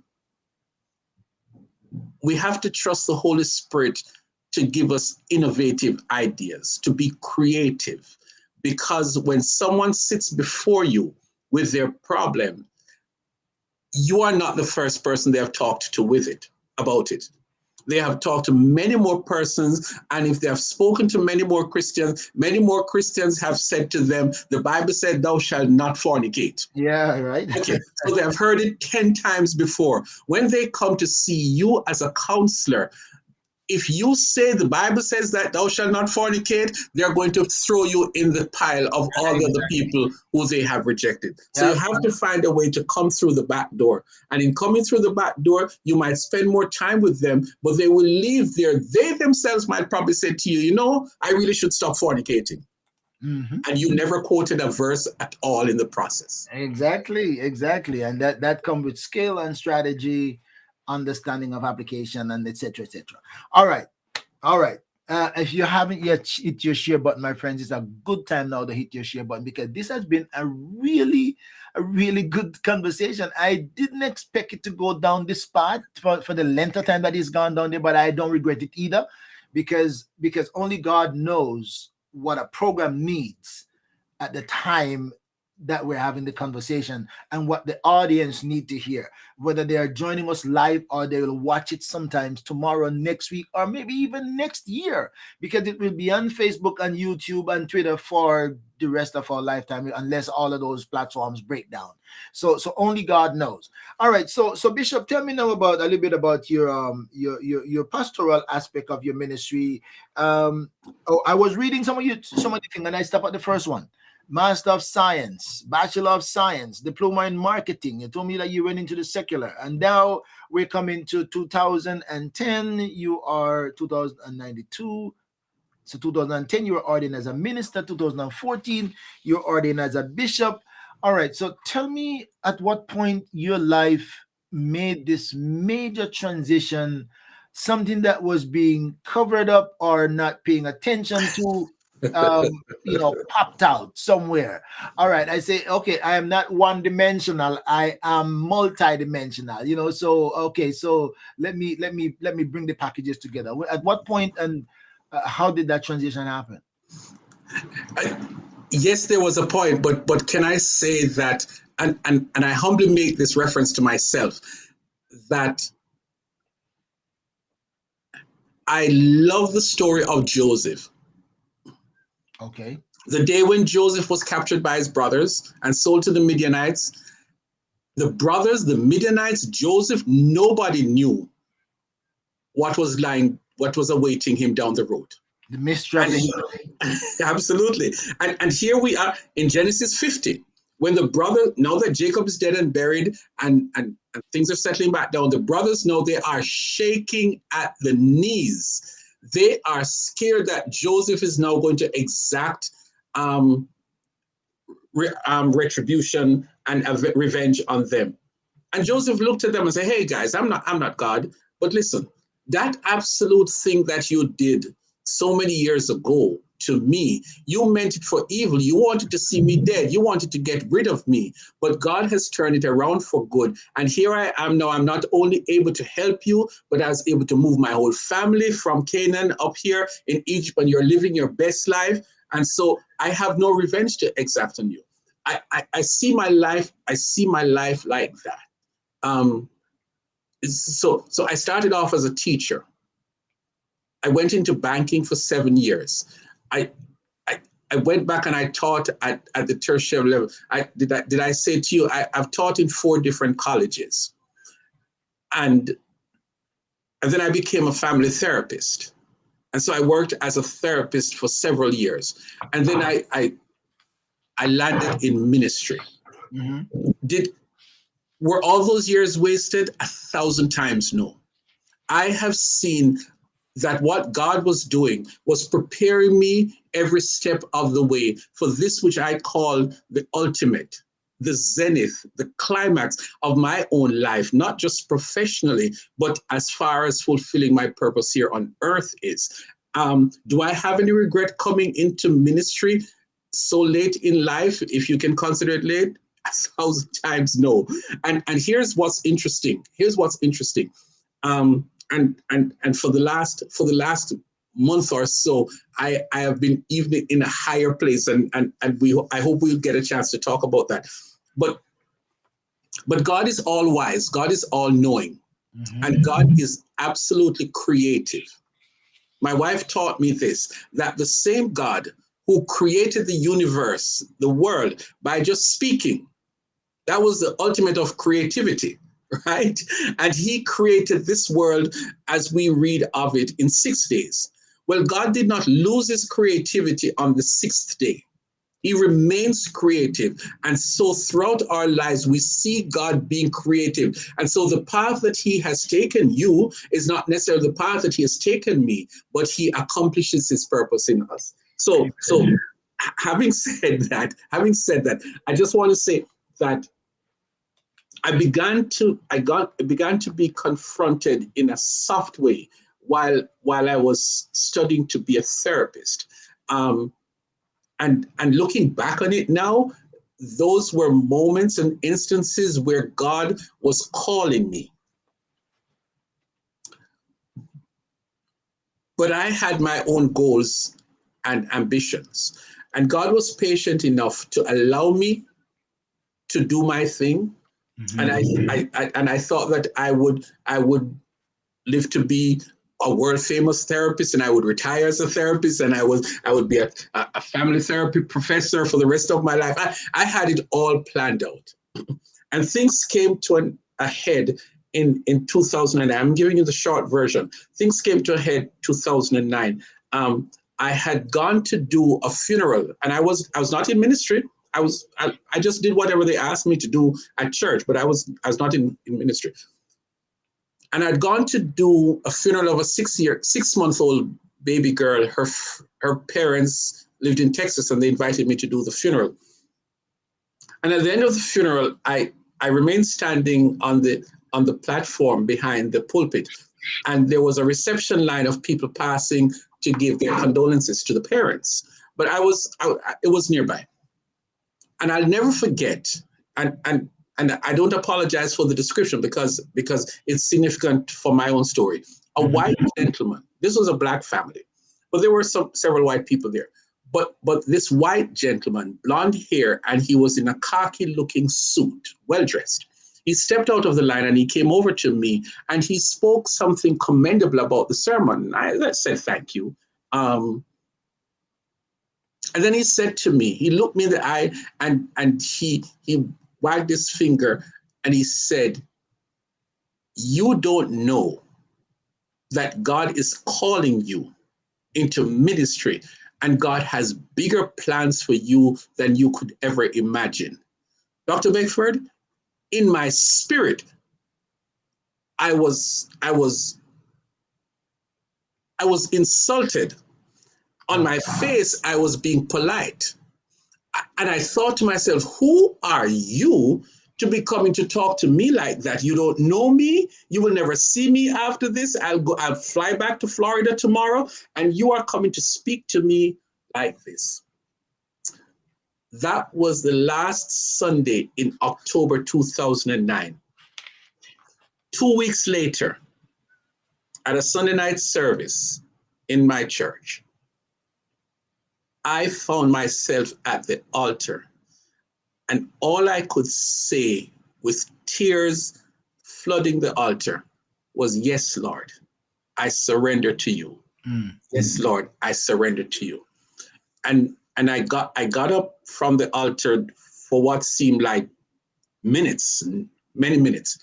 And I walked over to my pastor at the time, and I sat down beside him, and he said, did you surrender to the Lord? And I said to him, that's what I came to tell you. He said, the minute I saw you at the altar, I knew. That was for me my entrance into full-time ministry. The next year, I was ordained as a minister in the Church of God, and eventually I joined the staff at Cooper City Church of God here in Florida as a member of the pastoral staff. Wow. So how did you deal with what was an insult? Did you find that to be an insult, or then you realize that, oh, maybe the Lord, the man had something divinely given to him to pass on to me? After the funeral, I asked the parents who the man was. They never saw him. As vivid a description I could give of him, they said they don't know anyone by that description. And I've had to conclude that God sent an angel in human form to speak to me as clearly as that. Because up until that time, I had heard from numerous people, and my attitude was that leave me alone. I don't know which God is telling you what you're saying to me, but the God that I am serving, he's quite okay with my being a therapist and a professor. Little did you know I didn't know. that was only in Bailey's mind. Yes, sir. Right? Yes, sir. So it come back to those of us who like to apply scripture. Now the Bible said, if you know how to entertain strangers, right? You can entertain angel unaware. Yes. And so that maybe with your angel say, go back, go tell God that, and don't insult me. But boom, Yes. Yes. What the message was to resonate in your spirit and to sow the seed in your heart that you couldn't walk away from. And how God does things is when he works in you, you don't have anybody to argue with, because you don't know who to talk to when he and I look at that, like Saul, nobody could preach to Saul. He was too radical, a Jewish boy, too adamant against Christians. So nobody could talk. But when God struck him with the light bright and spoke into his own spirit, then that was irresistible. All right. So now you surrender to the Lord, and your pastor asked you, so did you surrender to the Lord? And what was your response to that? Yes. at that point, I was as happy to say yes. And my wife said something to me a couple of days later, because I kept on saying, I was in absolute shock that I said yes. And I kept on saying, I can't believe that God has been calling me all this time and I've been resisting and so forth. And I'll never forget, she shut me down several days later and she said, Clyde, you are the last person to have known that God was calling you. She said, from I met you, I knew that there was a call of God on your life. And I'm like, whoa, my wife and God were conspiring against me, right? And they kept this secret from me. But it wasn't that they were keeping a secret. God was allowing me to be processed in preparation for ministry. And the only person I didn't want to hear that was Clyde. Was me, yeah. So as you talk about your wife, so I didn't even make mention or ask a question, and I didn't come up about. At what point did you find your wife, and how did that happen? Where did you find your wife? When and how? Oh boy! Give me the short version. Okay. I'll tell you something that I shared in church recently. This past Sunday, my wife and I we met at university, and in our first year we were made to be co-leaders of a small group. Oh Lord. It turned out to be ironical because all the other small groups were led by one person each, but our group was led by us both. And I look back now and say that God engineered it, right? That at the start of our university career, at the start of our love relationship with each other, it started with us working jointly in ministry. And here we are today, and we're working together in ministry. Still jointly. Yes. God has such a sense of humor. I tell you, man, we all have a history, man. And one of these days, I keep saying it, one of these days, God will just reveal or unveil the mystery of your history. Of our history. All the pieces will fall into place. Just that very story. That's the very story of the. Was this the first funeral you did? It was the first. It was the first funeral I was doing on my own. On your own. And subsequently, I've lost track of the number of funerals that I've done since, but that one was a watershed. But God took you from Florida, yes, to Texas to do a baby's funeral. Yes. To bring you to the place where your ears and your heart were open now, although you still resisted. Yes. Yes. But it took you all that way to do it on your own so he can speak to you there. Yes. And sow something in your heart. You fly back to Florida, and nobody can find the man that you wanted to rocks off, right? You rocks him off in your heart, but nobody could find him. Right. All right. So now you come back and you're broken, you're repented, and you repented, but you surrendered to the Lord. And And that's an interesting story because you and your wife been working together from college, and they're still working together in the ministry all through the years and all up to this point in life. That must be a great, great story. Um, how is ministry going for you? What the difference, the transition into pastoral work? That's a whole different kettle of fish, right? That's not sitting down at the counseling table and somebody say you're fired. I got enough now. You're fired. So now it's a whole different story. Ministry is the most fulfilling, is the most productive, it's the most precious experience for me in my life. I tell you this. I heard myself saying, and I've been saying it ever since. I really don't want to get a crown when I get to heaven. You can't stop that anyway. But ever since I said yes to God, to ministry, I've heard myself, and I don't apologize for it. The best thing that can happen for me when I get to heaven is for Jesus to look at me and say, "Well done, good and faithful servant." Mm-hmm. Like I got that award back in college for the student who is most likely to succeed as a teacher. I cherish that award. If I hear Jesus say that, that will be the sweetest words that I could hear at the end of life. To be called into ministry, not to choose ministry, but to be called into ministry by the God of the ministry is an honor second to none. Mm-hmm. And I regard that highly. Ministry is not the avenue to make money.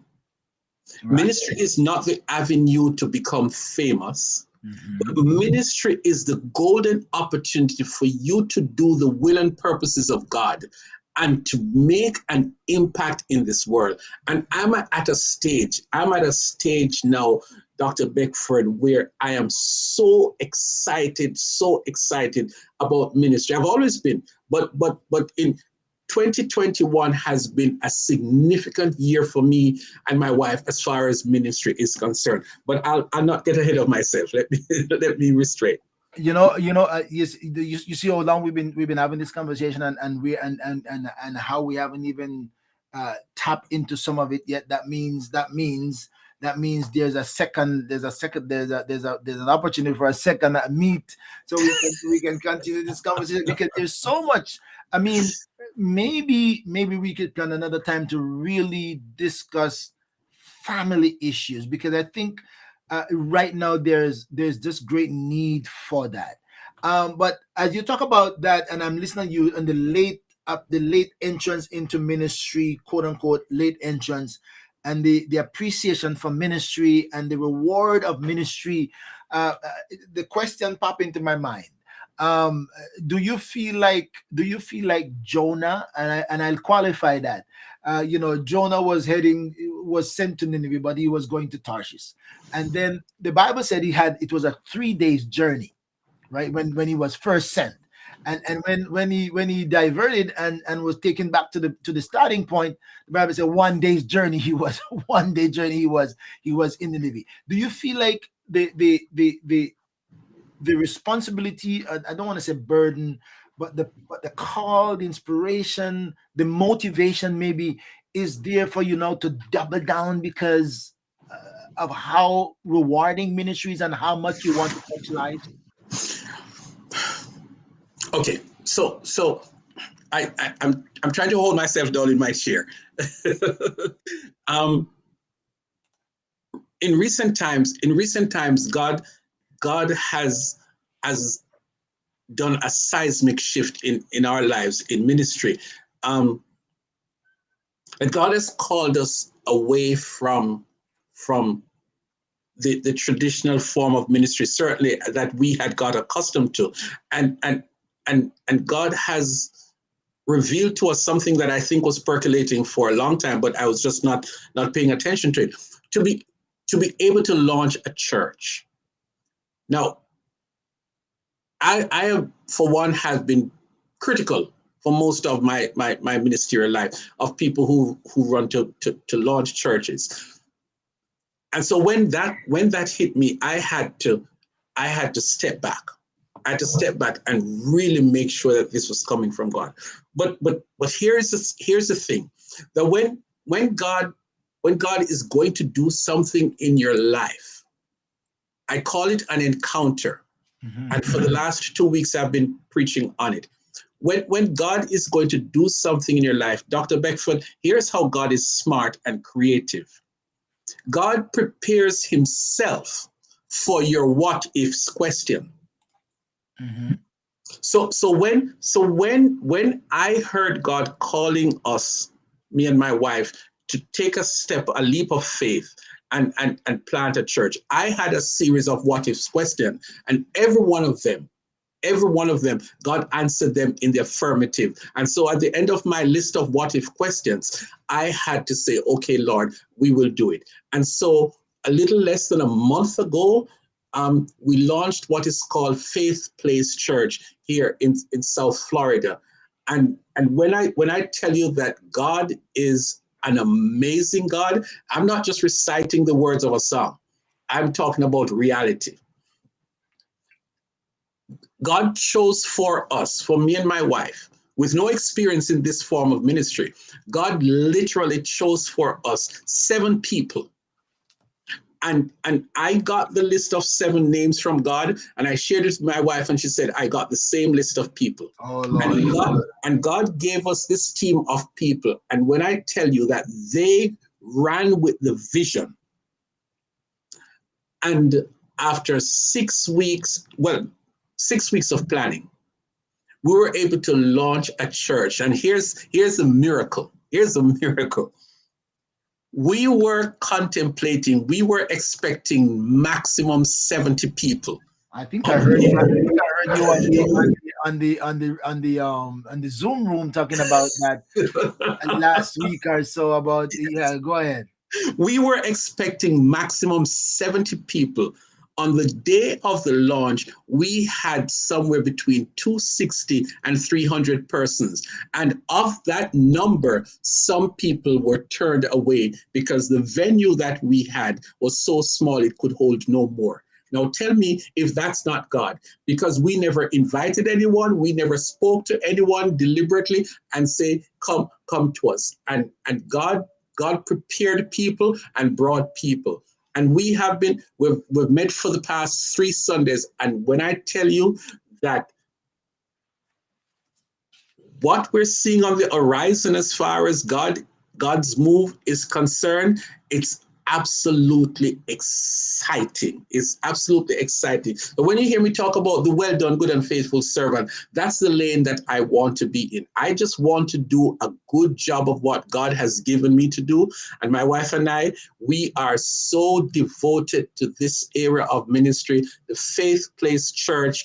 We believe this is our last project here on earth, and we are going forward with all our hearts. God bless you and your grand entry, my friend. I wish you success going down the road for I don't know your real age, but I hope you got at least a couple decades left, that or another decade that you could give into ministry to go on. I may be on the other side of it. I've been in it for so long that I'm looking for the door way out, and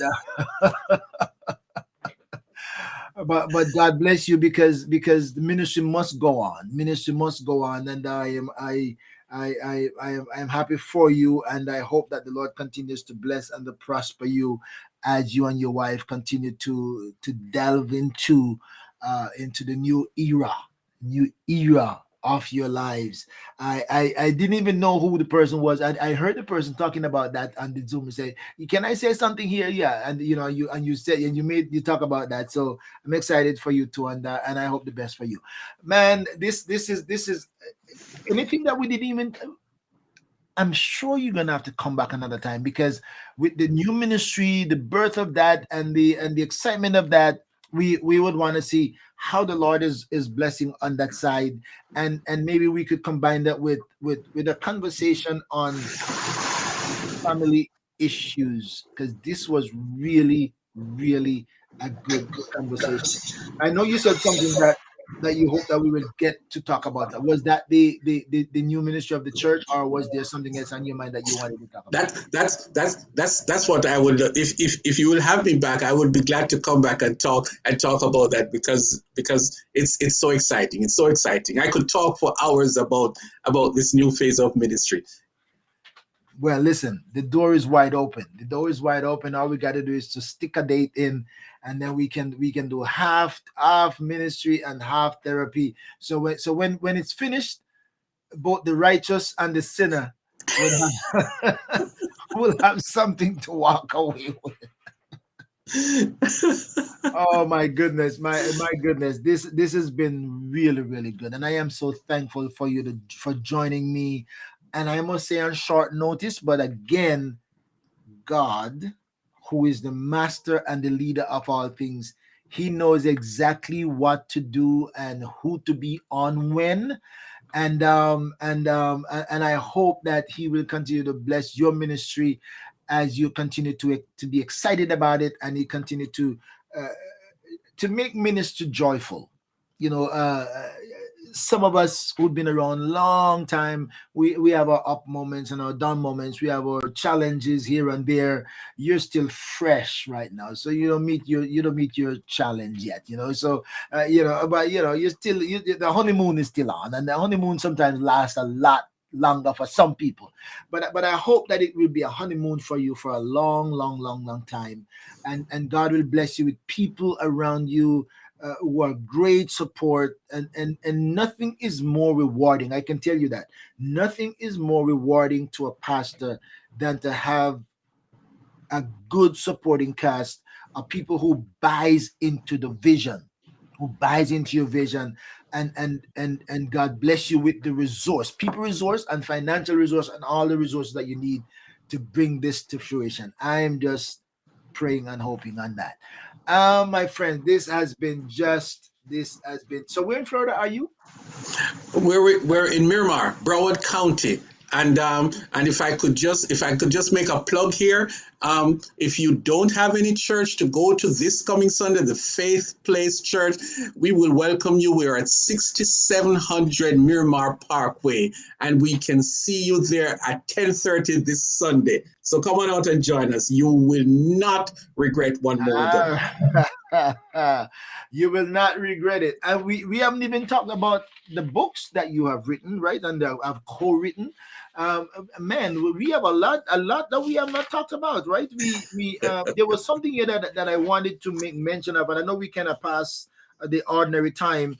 Um, I saw something that I wanted to and you authored the book entitled "Brothers, You Can Get It Right: An Intimate Conversation with Men About Marriage."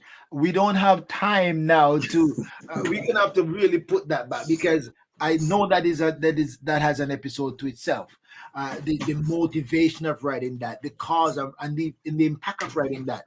I will have to have Dr. Bailey back. Believe me, I don't want to exhaust your time on one meeting. I don't want to exhaust your time on one minute. I want to leave something interesting that you want to come back to hear. When you see his name on a flyer, that Bishop Dr. Clyde Bailey is going to be on Let's Talk with the Doc, you know exactly what to expect the second time around. And we're going to really delve into some of these things. I too have a book. I wrote a book on the seven churches of Asia Minor.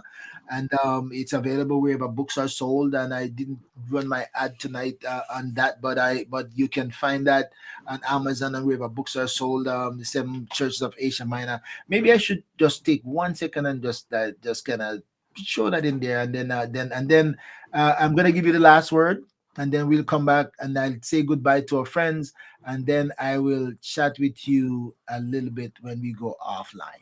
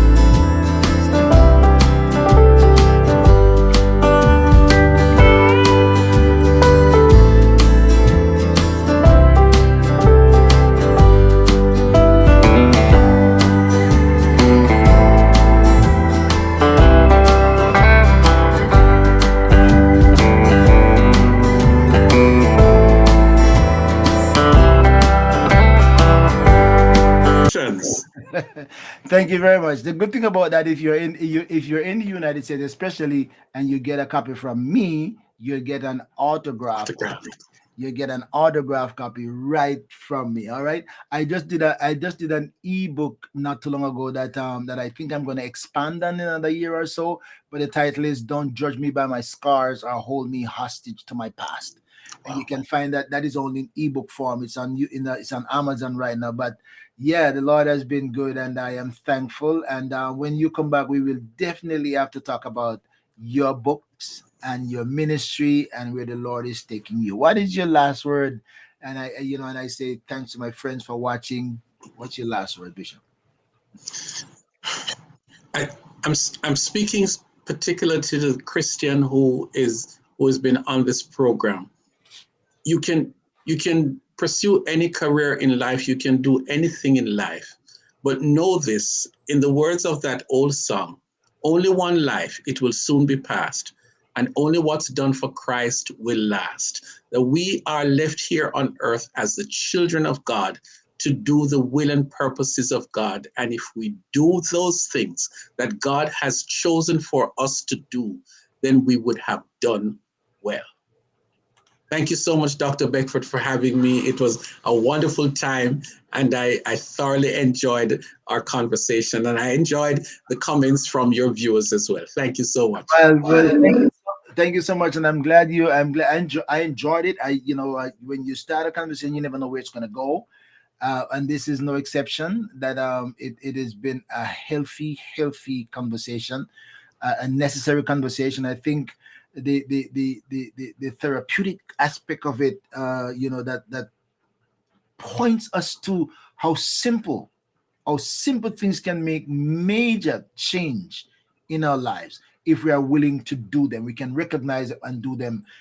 Our lives didn't have to be as miserable as they are. Sometimes we didn't have to be as distant as we are from our spouses and our family. Sometimes if we can do just the little things, doesn't always take much, but the little things. My friends, thank you for joining us on Let's Talk with the Doc. I look forward to seeing you next week. Every Wednesday, 8 o'clock, we do it Eastern time, and you never know who will join the conversation. So I hope you will. Let me play this one for you, and let me play this one, and I come back.